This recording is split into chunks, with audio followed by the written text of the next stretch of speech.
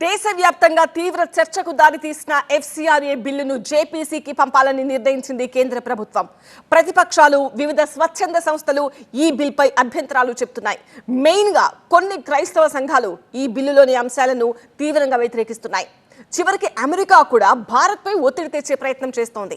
ఇంతకీ ఎఫ్సీఆర్ఏ సవరణ బిల్లుతో క్రైస్తవ సంఘాలకు వచ్చే ఇబ్బందులేంటి? అమెరికాలోని కొన్ని క్రిస్టియన్ ఆర్గనైజేషన్స్ కూడా ఎందుకని కలవరపడుతున్నాయి? భారత్ ఒక సార్వభౌమాధికార దేశం. ఇంగ్లీష్ లో సావర్నిటీ అంటారు. భారత్ పై విదేశాల జోక్యం లేకుండా మనకు మనంగా స్వతంత్ర నిర్ణయాలు తీసుకునే సత్తా ఉందని చెప్పడమే దీని అర్థం. బట్ ఎప్పుడైతే లెక్కాపత్రం లేని వేల కోట్ల రూపాయల విదేశీ డబ్బు భారత్ లోకి వస్తుందో అప్పుడిక మనం ఆ సార్వభౌమాధికారాన్ని కోల్పోయినట్టే. అందుకే 1976లోని foreign contribution regulation act FCRA చట్టం తీసుకొచ్చారు. ఇప్పటికీ 4 సార్లు ఈ చట్టంలో మార్పులు చేశారు. ఇప్పుడు మరోసారి మార్పులు చేయబోతోంది కేంద్రంలోని ఎన్డీఏ సర్కార్. బట్ గతంలో ఎప్పుడూ రానంత అభ్యంతరాలు ఇప్పుడే వినిపిస్తున్నాయి. ఎందుకంటే కొత్తగా తీసుకువస్తున్న మార్పుల్లో 5 కఠినమైన ఆంక్షలు ఉండడమే.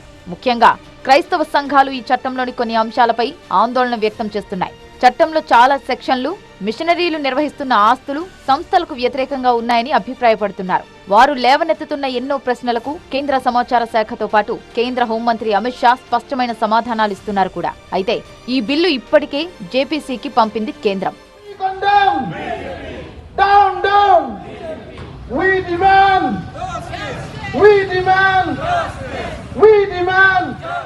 బిల్లు జేపీసీకి పంపినా మళ్లీ ఈ బిల్లును తిరిగి తీసుకొచ్చే అవకాశాలున్నాయని, దీనిపై తమకు ఎన్నో సందేహాలు ఉన్నాయంటున్నాయి క్రైస్తవ సంఘాలు. ముఖ్యంగా సెక్షన్ 14B ఎఫ్సీఆర్ఏ హోదా రద్దు, రెన్యువల్ నిరాకరణ లేదా సర్టిఫికెట్ గడువు ముగియడం వల్ల ఎఫ్సీఆర్ఏ హోదా కోల్పోయే అవకాశం ఉంది. ఇక సెక్షన్ 16A ప్రకారం ఎఫ్సీఆర్ఏ హోదా ముగిస్తే విదేశీ నిధులు, వాటితో సమకూర్చిన ఆస్తులు నియమిత అథారిటీ ఆధీనంలోకి వెళ్లే అవకాశం ఉంది. అయితే ఎఫ్సీఆర్ఏ హోదా రద్దు జరిగితే కోర్టులో పోరాడి సర్టిఫికెట్ రెన్యువల్ చేసుకోవాలి. అప్పటి వరకు తాత్కాలిక అథారిటీ కిందని ఆ సంస్థ పనిచేస్తుంది. కోర్టులో ఉపశమనం దక్కకపోతే ఎఫ్సీఆర్ఏ సర్టిఫికెట్ రద్దై పూర్తిగా ప్రభుత్వాధీనంలోకి ఆస్తులు వెళ్లిపోతాయి. ఒకవేళ విదేశీ నిధులతో మత మార్పిడి చేస్తున్నారంటే విదేశాల్లో ఉన్నటువంటి విదేశీస్తులు ఇండియాలో ఉన్నటువంటి ఒక పేదవాడికి సహాయం చేయటం వాళ్ళకి వచ్చే లాభం ఏముంది చెప్పండి? ఏ రూపాయి తెచ్చినా ఏది తెచ్చినా మన ఇండియాలో ఉన్నటువంటి పేదవాడికి అందుతున్నటువంటి ఆ విరాళాల వలన మన దేశస్తులే బాగుపడుతున్నారు, కానీ విదేశస్తులు ఎవడో బాగుపడతలేదు కదా. అయితే కేంద్రం చెబుతున్నా చట్టంలో అప్పీల్ చేసుకునే నిబంధనపై ఆంక్షలున్నాయి. ఇక సెక్షన్ 16A(6) ప్రకారం శాశ్వతంగా ప్రభుత్వ ఆధీనంలోకి వచ్చిన ఆస్తులను బదిలీ లేదా విక్రయించవచ్చు. వచ్చిన మొత్తాన్ని కన్సాలిడేటెడ్ ఫండ్ ఆఫ్ ఇండియాలో జమ చేసే అవకాశం ఉంది. మరోవైపు సెక్షన్ 16D(3) ప్రకారం ఎఫ్సీఆర్ఏ నిబంధనల కింద ఉన్న ఆస్తుల విషయంలో సాధారణ సివిల్ కోర్టుల జోక్యాన్ని బిల్లు పరిమితం చేస్తోంది. సెక్షన్ 16K మాత్రం నియమిత అథారిటీ ఇచ్చే కొన్ని ఉత్తర్వులపై అప్పీల్కు అవకాశం ఉంది. అయితే మొదటి దశలోనే రెన్యువల్ నిరాకరణపై ప్రత్యేక అప్పీల్ వ్యవస్థ లేదన్న ఆందోళన సంస్థల్లో ఉంది. మైనార్టీ సంస్థలు నిర్వహిస్తున్న ఆసుపత్రులు, విద్యాలయాలు, అనాథాశ్రమాలు, వృద్ధాశ్రమాల వంటి వాటికి ఎఫ్సీఆర్ఏ నిబంధనల కిందకు వస్తున్నాయి. ఈ కొత్త రూల్స్ వల్ల చేస్తున్న మంచి పనులు ఆగిపోయే ప్రమాదం ఉందంటూ మైనార్టీ వర్గాలు అంటున్నాయి. మంచి పని ఎక్కడున్నా ప్రోత్సహిస్తామని, ఎఫ్సీఆర్ఏ నిబంధనలకు లోబడి సంస్థలు నడుచుకోవాల్సి ఉంటుందని కేంద్రం చెబుతోంది. అయితే చిన్న విధానపరమైన పొరపాటు చేసినా ఎన్జీఓకి కూడా చివరికి ఆస్తి పర్మనెంట్ గా పోయే అవకాశం ఉందా అనే ప్రశ్నలు లేవనెత్తుతున్నారు.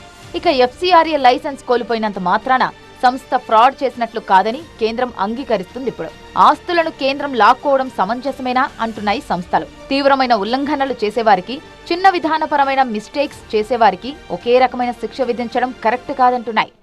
ఎఫ్సీఆర్ఏలు అవినీతిగా డబ్బు తీసుకొచ్చి మత మార్పిడి చేసి ఫోర్స్ఫుల్ గా తప్పు చేసిన వాళ్ళు ఎఫ్సీఆర్ఏలు అన్ని ఈ 12 సంవత్సరాల్లో కొన్ని వేలు క్యాన్సిల్ చేసేసారు. అందులో మంచివారైన మదర్ తెరీసా లాంటివి కూడా క్యాన్సిల్ చేశారు మోదీ. ఎవరైనా ఫండ్స్ మిస్యూజ్ చేస్తే తగిన శిక్ష వారికి ఇవ్వండి.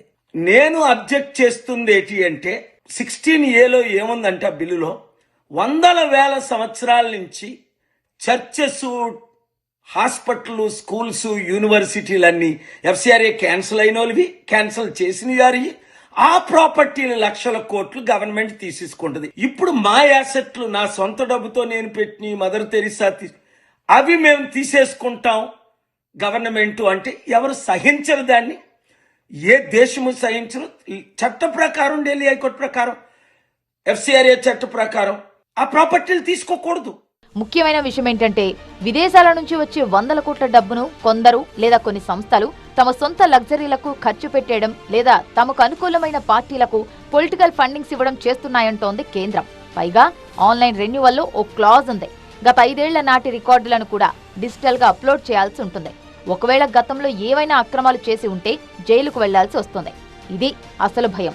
ఇక్కడ ప్రతిపక్షాలు గాని కొన్ని క్రైస్తవ సంఘాల అభ్యంతరాలు గాని ఏంటంటే విదేశాల నుంచి వచ్చిన డబ్బుతో కట్టిన బిల్డింగులను, స్కూల్స్, హాస్పిటల్స్ ను, ప్రాపర్టీలను చిన్న తప్పు దొర్లిందనే కారణంతో స్వాధీనం చేసుకుంటామంటే ఎలా? అది తమ ఉనికికే ప్రమాదకరం కదా అని ప్రశ్నిస్తున్నాయి. అలా చేస్తే ప్రార్థనా మందిరాలు, సేవా కార్యక్రమాలు నిలిచిపోతాయని ఆవేదన వ్యక్తం చేస్తున్నారు. పైగా ఒక ఎన్జీఓ నుంచి మరో ఎన్జీఓకు డబ్బులు ట్రాన్స్ఫర్ కావడానికి వీల్లేదన్న నిబంధనపైన అభ్యంతరం చెబుతున్నాయి. ఈ నిబంధన వల్ల మారుమూల గ్రామాల్లో చిన్న చర్చిలు, పాఠశాలలు, అనాథ శరణాలయాలు నడుపుతున్న సంస్థల మనుగడ కష్టమవుతుందని ఆందోళన చెందుతున్నారు. ఇలా ఉంటే ఇండియా ఇటలీ రిలేషన్స్ అడ్వైజర్ కార్లో లొంబార్డి వాదన మరోలా ఉంది. విదేశీ నిధులు స్వీకరించే ఎన్జీఓలపై ప్రభుత్వ పర్యవేక్షణ అవసరమేనని ఆయన అంటున్నారు. విదేశాల నుంచి వచ్చే నిధులు ఎవరి నుంచి వస్తున్నాయి, ఏ ఉద్దేశంతో వస్తున్నాయి, ఎలా వినియోగిస్తున్నారు అనేది ప్రభుత్వం తెలుసుకోవడంలో తప్పేం లేదని ఆయన అభిప్రాయపడ్డారు.